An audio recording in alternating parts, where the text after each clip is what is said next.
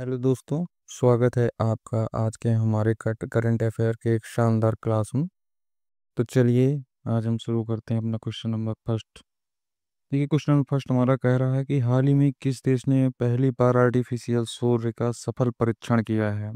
हमारे ऑप्शन है Bharat, B America, सी चीन, डी जापान। तो इसकी चलिए हम व्याख्या करते हैं। उत्तर नंबर ऑप्शन नंबर सी इसका सही है। चीन ने हाल ही में अपने आर्टिफिशियल सन प्रोजेक्ट का सफल परीक्षण किया है, जिसका नाम ईस्ट रखा है। इस प्रयोग का उद्देश्य सूर्य की तरह प्लाज्मा को अत्यधिक तापमान 15 करोड़ डिग्री सेल्सियस से अधिक तक गर्म करके फ्यूजन एनर्जी उत्पन्न करना है। यह उत्पन्न स्रोत पारंपरिक ईंधनों की तुलना में कहीं अधिक स्वच्छ और असीमित माना जाता है। चीन का यह प्रयोग भविष्य में ऊर्जा की ज़रूरतों को पूरा करने में मील का पत्थर माना जा रहा है। दोस्तों, ये थी हमारा क्वेश्चन नंबर फर्स्ट की व्याख्या। तो चलिए अब चलते हैं हम अपने क्वेश्चन नंबर सेकंड की ओर।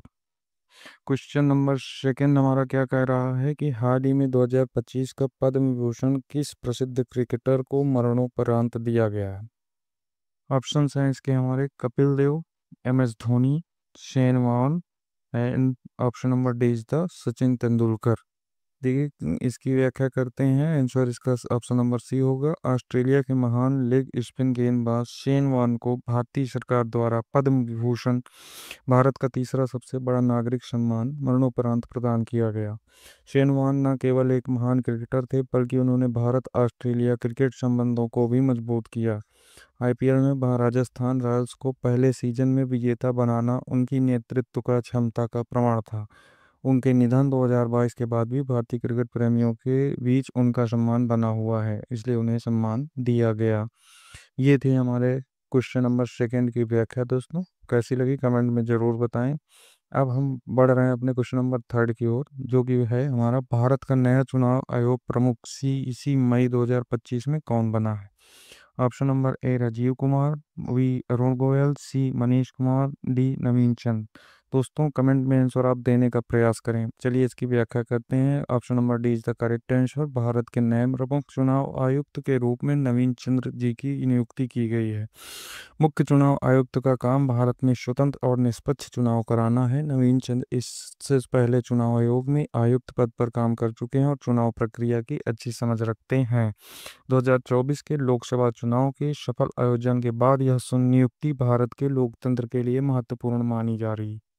ये हमारे जो है नवीन चंद जी मुख्य चुनाव आयुक्त के रूप में चुने गए हैं 2025 में। अब क्वेश्चन नंबर 4 है हमारा, क्या कह रहा है कि हाल ही में किस देश ने चंद्रमा पर मानव भेजने की योजना 2026 के लिए घोषित की है।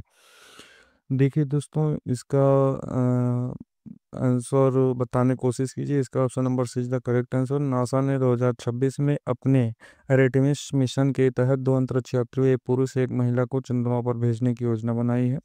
यह मिशन चंद्रमा की सतह पर मानव को भेजने की दिशा में एक ऐतिहासिक कदम है, जो लगभग 50 वर्षों के बाद हो रहा है।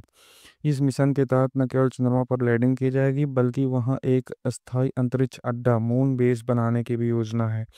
दोस्तों, ये नासा अर्थात अमेरिका की एजेंसी जो है भेज रही है। ये हमारा ऑप्शन नंबर सी इसका करेक्ट आंसर होगा। चलिए हम क्वेश्चन नंबर 5 की ओर अपने बढ़ते हैं। भारत की कौन सी महिला खिलाड़ी ने हाल ही में बैडमिंटन एशिया चैंपियनशिप 2025 में स्वर्ण पदक जीता। ऑप्शन इसके हैं। Option number A PV Sindhu, option number B Saina Nehwal, C Tasmeen Mir, D Gayatri Gopichand. दोस्तों, कमेंट में आप जरूर बताएं आंसर क्या होगा इसका। चलिए अब इसकी व्याख्या करते हैं। Option number A is the right answer. Bharat की स्टार बैडमिंटन खिलाड़ी पीवी सिंधु ने 2025 एशियन बैडमिंटन चैंपियनशिप में शानदार प्रदर्शन करते हुए स्वर्ण पदक अपने नाम किया। यह जीत इसलिए भी खास है क्योंकि सिंधु चोट के बाद वापसी कर रही थी और उन्होंने विश्व स्तर की खिलाड़ियों को हराकर खिताब जीता। इसलिए इस जीत से उन्होंने न केवल भारत को गर्वित किया, बल्कि पेरिस ओलंपिक 2028 के लिए अपनी तैयारी को मजबूत संकेत भी दिया है। दोस्तों, ये थे हमारे आज के 5 शानदार क्वेश्चन, जो कि बहुत ही इंपॉर्टेंट है एग्जाम के पॉइंट ऑफ व्यू से।